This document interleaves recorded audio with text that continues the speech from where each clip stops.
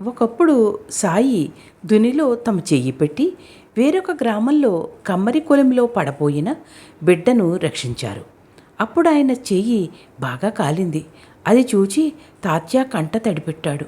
సాయి నవ్వి, చాచా, ఎందుకు ఏడుస్తావు? 2000 పిడకలు పేర్చి వాటిపై ఈ శరీరాన్ని కాలుస్తున్నా మనం చెల్లించకూడదు. నిజమైన జ్ఞానానికి అదే కీటురాయి అనేవారు. అప్పటి నుండి భక్తుడు కుష్ఠరోగి అయిన బాగోజీ వారికి నిత్యము నెయ్యం మర్దించి ఆకు వేసి కట్టుకట్టేవాడు.